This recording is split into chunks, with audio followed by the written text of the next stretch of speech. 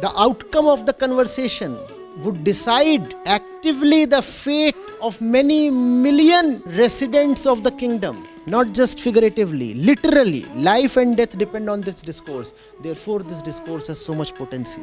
Arjun is the real life student, not the ideal disciple. Therefore, Krishna's persuasion has the cutting edge mastery. That's what happened with Arjuna as well. So the Bhagavad Gita is such a... So, we have Chandogya Upanishad. We are starting from 5.3.1 and we'll take a few verses thereafter. So, once Shvetketu, the grandson of Arun, came to the assembly of the Panchals.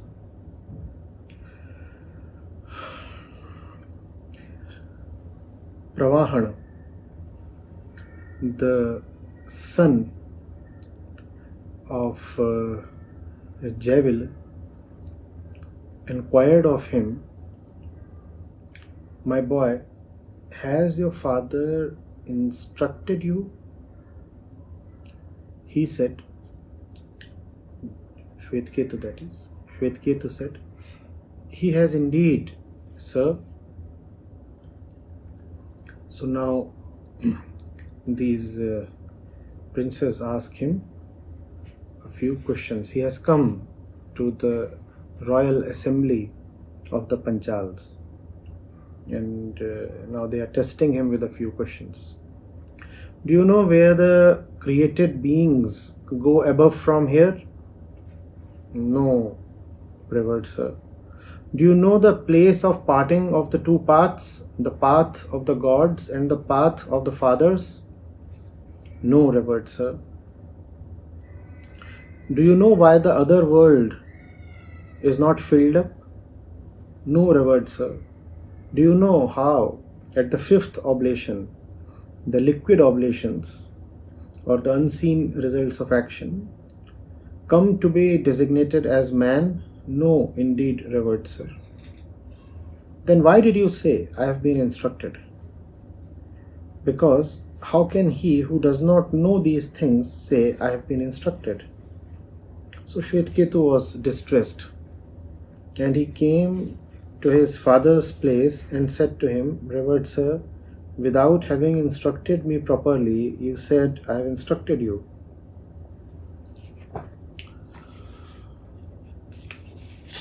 That nominal Kshatriya asked me 5 questions and I was unable to answer even one of them.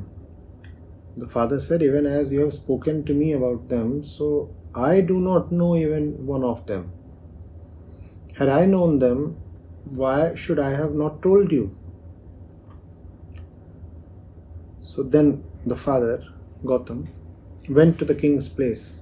When he arrived, the king made reverential offerings to him. In the morning, he presented himself to the king when he was in the assembly. The king said to him, "O revered Gautam, please ask for a boon of human wealth." He replied, "O king, let the human wealth remain with you. Tell me those words which you spoke to my boy." The king was perturbed. The king commanded him, "Stay here for a long time." At the end of the period, he said to him, "Even as you told me, O Gautam, prior to you, this knowledge never went to the Brahmins. This is why the expounding of this knowledge belonged to the Kshatriyas in earlier times in all the worlds." And then he instructed him. All right. See what is happening. Let's try to understand.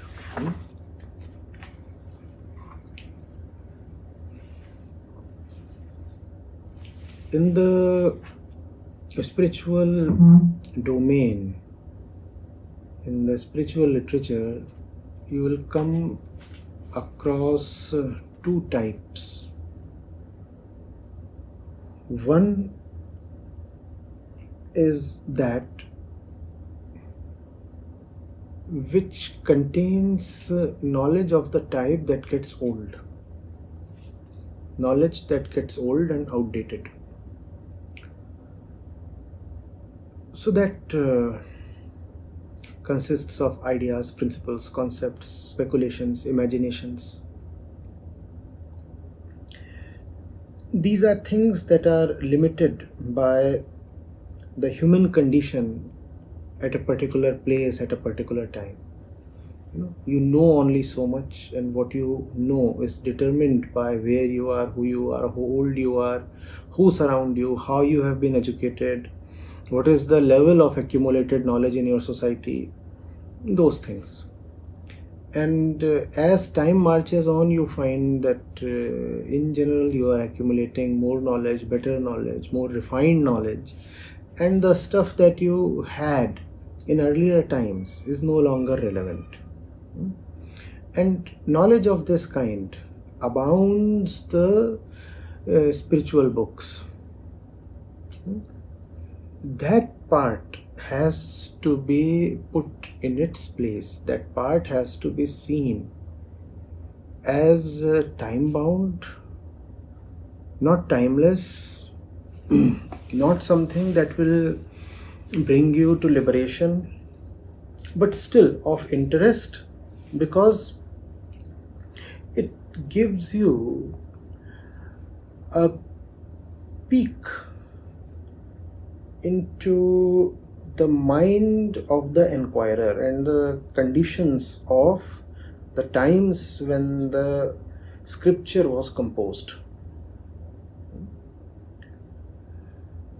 This differentiation is very important. If this differentiation is not made, if literatures of these two kinds are not seen as different, fundamentally different from each other, then there is a lot of problem.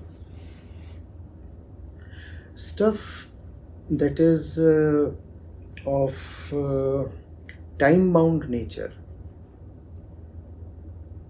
must be of interest to us only to the extent it helps us know the prevailing conditions of those times. So there is a historical importance. You come to know what those people used to believe in, what their concepts were, how they were limited, how the society was organized, and many other interesting things. Like you study in history or archaeology, museums are important, are they not? And there is a beauty that you perceive then when you visit a museum. So the time-bound parts of scriptures indeed do have beauty, but that beauty has only a historical, or you could say archaeological significance. When I'm talking of archaeology, I'm talking of it in the subtle sense.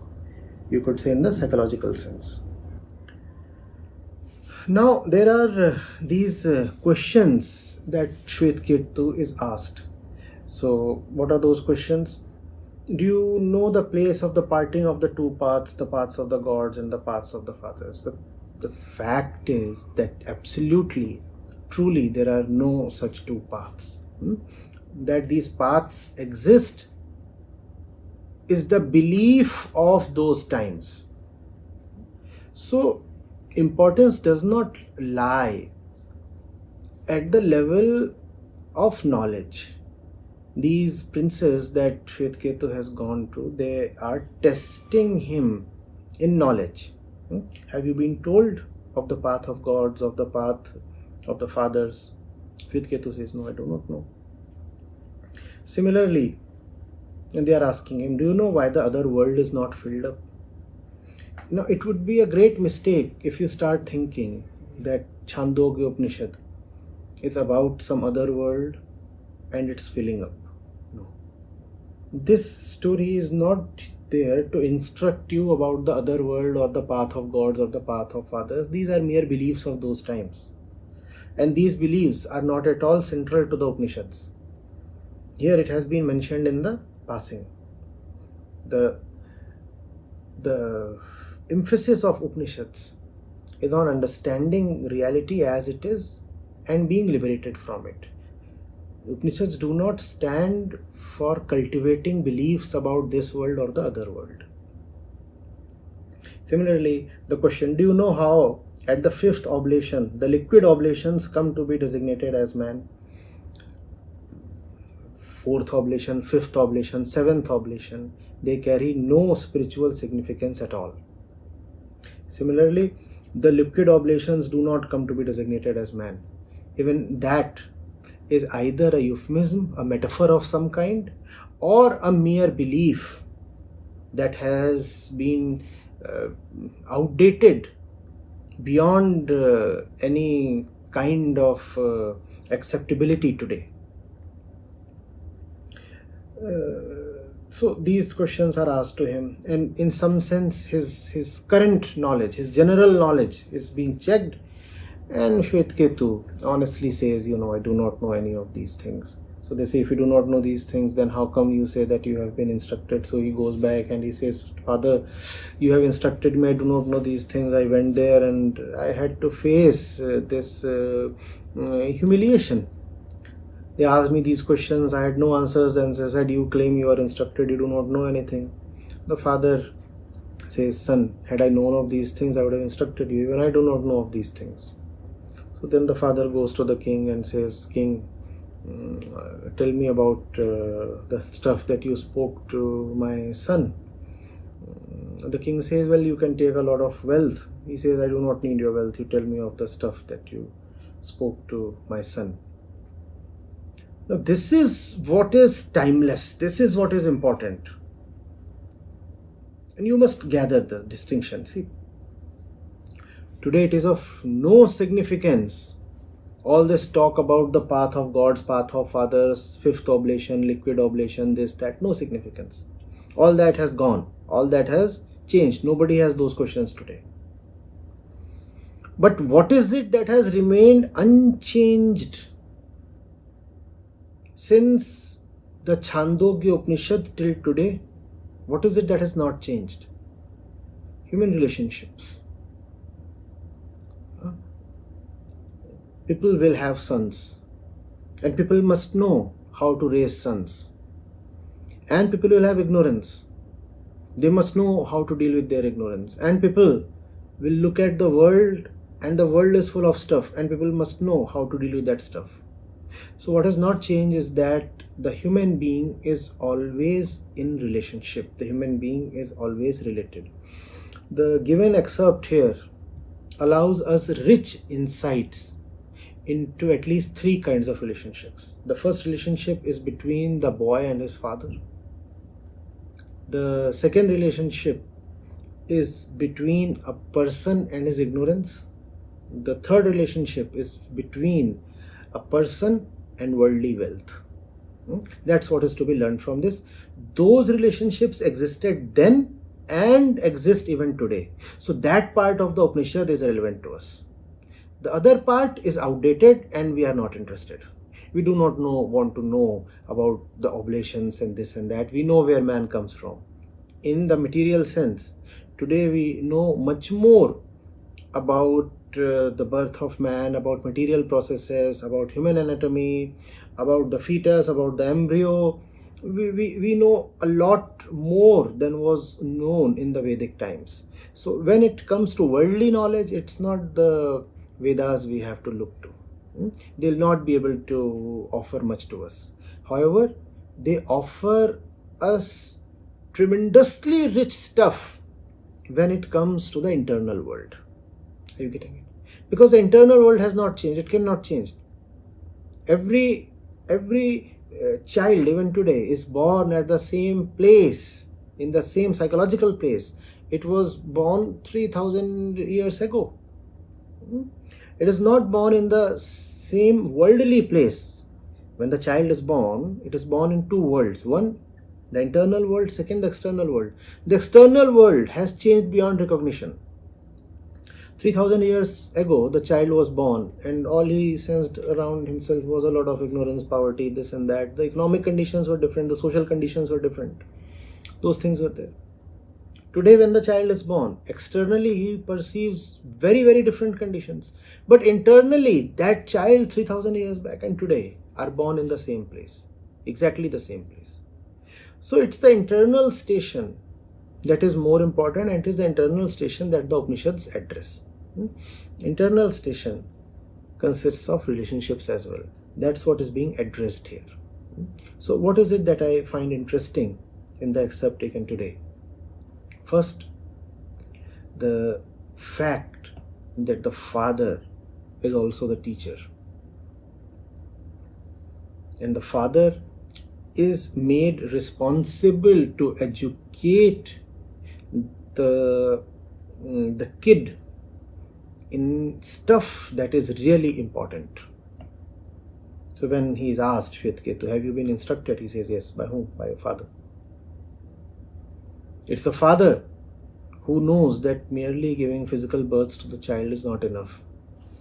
I have to act as someone who educates him well, deeply. Otherwise, I would have done great injustice to give body to the kid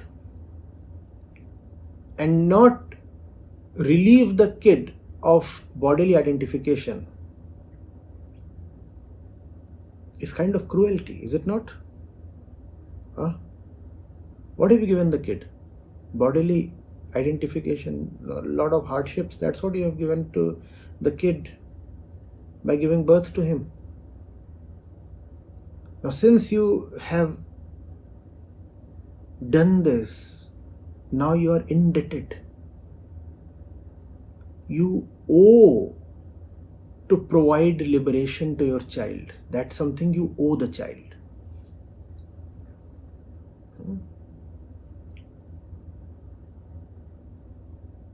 Else you have harmed him. Really, to just give birth is to just give harm. So if you are giving the body to the child, it is extremely important that you do not fail in your role to give freedom from bodily identification to the child. And that's the role Shvetketu's father has taken upon himself. Then this passage offers valuable insight into the kind of society that is there. He goes to some place. They are not really assessing him on his wealth or pedigree or other things. And he is going to a Kshatriya assembly. And Kshatriyas are not really supposed to be very serious about knowledge. They are supposed to be serious about worldly acquisitions, victories, wealth, power, these things. But such was the society that even the royals were more interested in knowledge. So much so that at one point the king says there was special knowledge. It was the privilege of Kshatriyas and never known to Brahmins, but now that you have come to request, I'll share it with you. So even the kings were very interested in knowledge. And that's the lesson that you learn from this passage. Irrespective of what you do in life, your primary interest, your central love has to be knowledge. So he goes there, and the sons of the king, they are asking him about, what do you know? Where do you come from? They are not inviting him for some fun, frolic, entertainment. Come, let's go hunt something, or let's talk about riches. Now that you have come to us, we'll show you our beautiful gardens, our magnificent palaces. None of that. And these are mere boys. And the boys are discussing top kind of scriptural stuff. And then they ask him, do you know this, do you know that? And what do we see Shvetketu responding as? He does not know, he candidly admits, no, I do not know. No beating about the bush. Direct answers, no, I do not know. And when he does not know, they say, if you have not known, then you must not call yourself instructed. You need to do better, you need to know more. The fellow comes back and asks the father, he said, well, you said that you have taught me, but if you have taught me, why have you not taught me these things? Father does not say, well, these things still remain, and when you will be eligible, I'll teach them to you. Look at the commitment to truth in this relationship. The father says, I have not taught these things to you because I do not know these things. Had I known, I would have taught them. The father is so honest in admitting. And then what does the father do? Now that the son has raised this question, the father cannot let it go lightly. The father takes it upon himself to learn, and the father goes to the king. What does the king do? The king says, all right, revered Brahmin, you have come to me. Tell me, what in the world do you need? Ask me for wealth. He says, you keep the wealth to yourself. You tell me of the stuff that you spoke to my boy. Again, deep insight into the mind that leads to the Upanishads.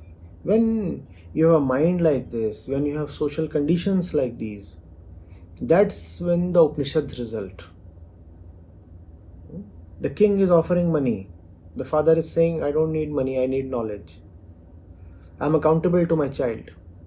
I'm accountable to myself as well, because I told my child, when I will know, I will teach you. Had I known, I would have taught you. So my prime responsibility is to know, not to accumulate or gather.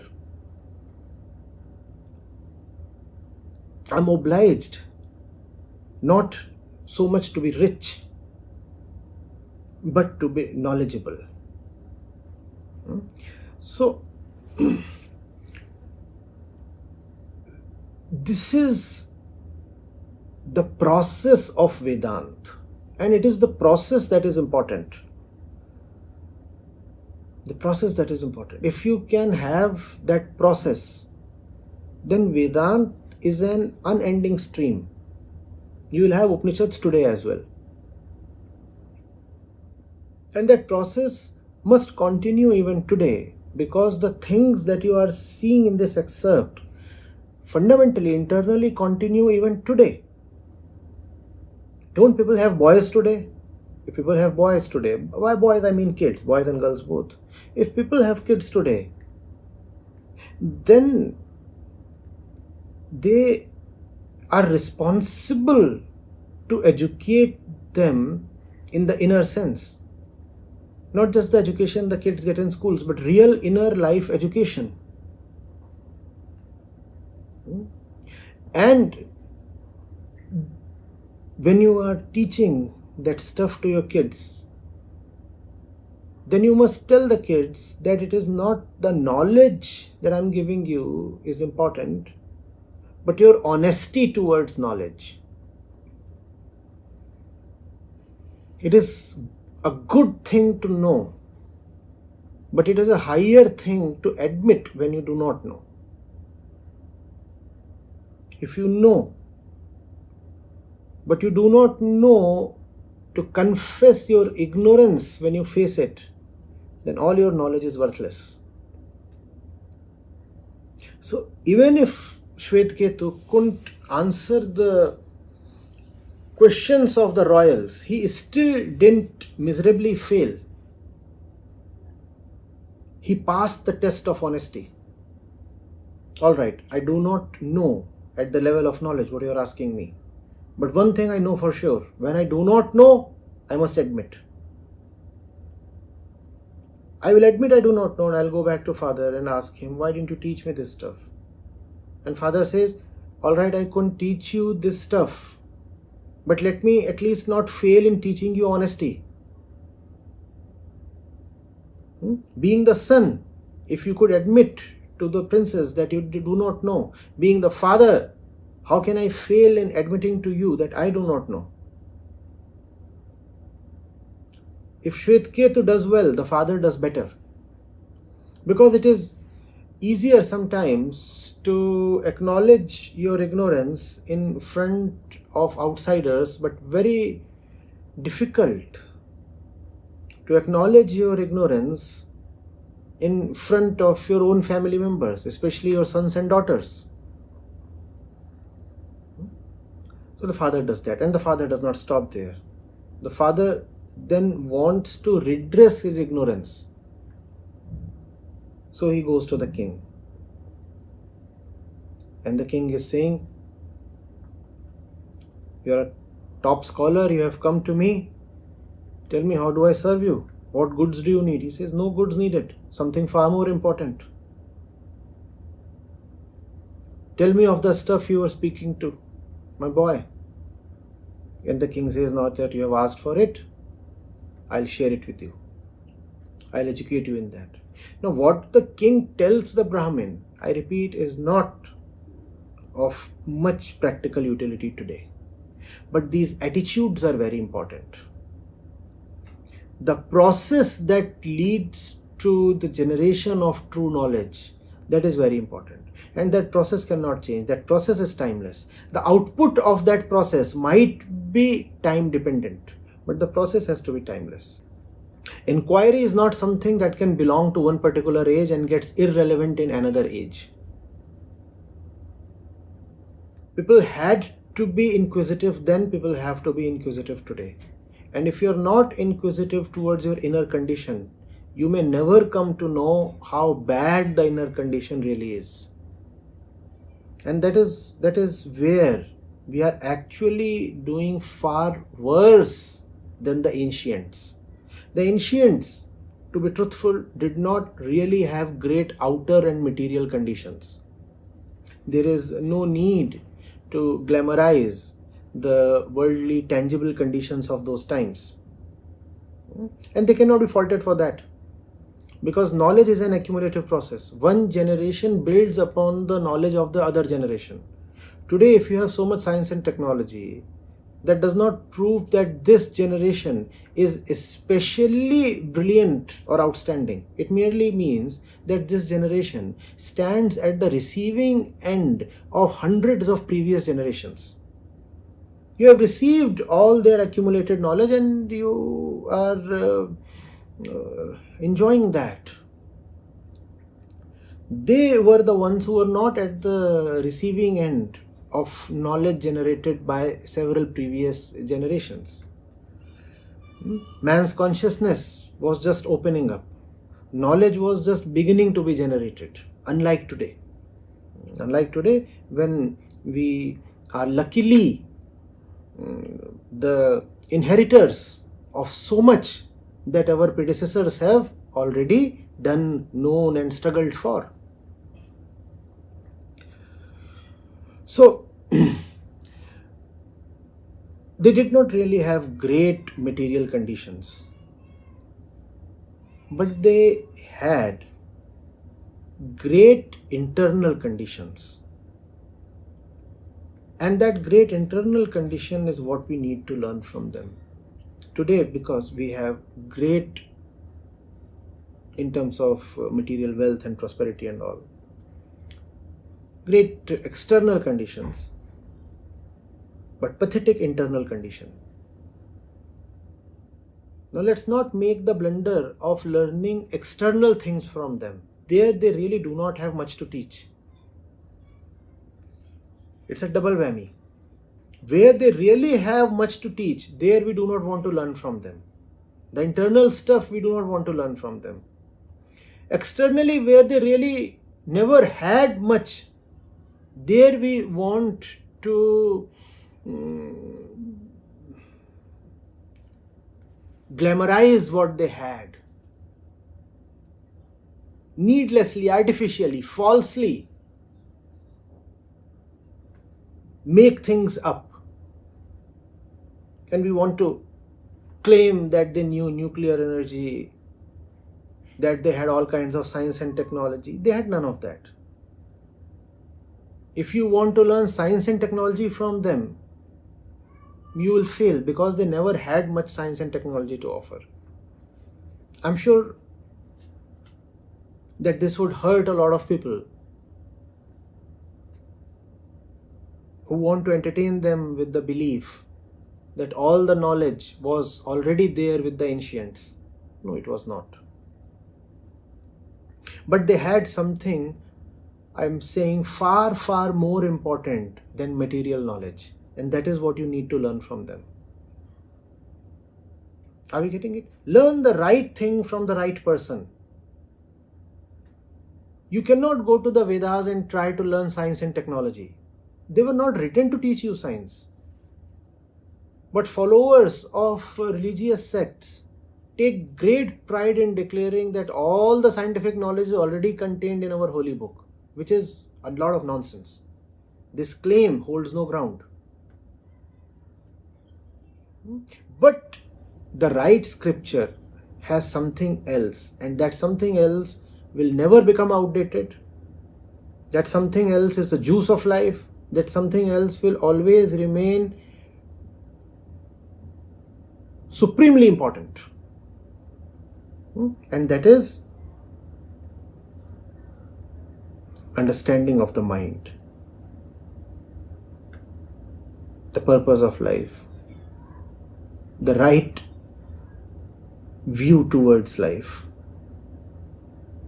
And that is why, I find this particular excerpt from Chandogya very meaningful.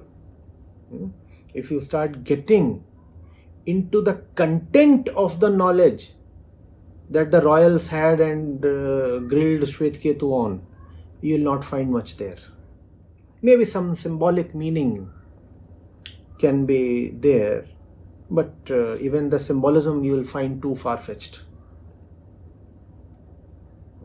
But the other thing is very important.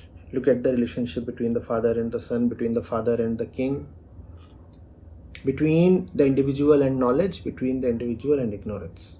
That's what you need to learn from here. Learn the right things from the Upanishads. Know what to take from where.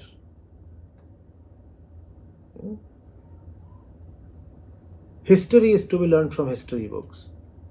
If you go to the Upanishads and start looking for history, you will come up with all kinds of distorted conclusions. Medicine is not something you can learn, for example, from a history book.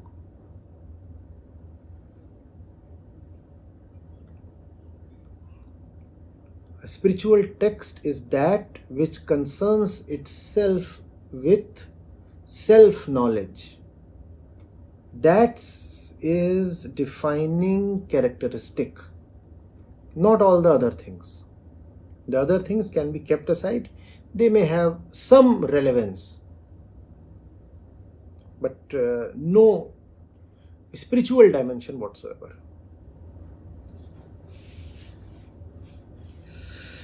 Yes, questions?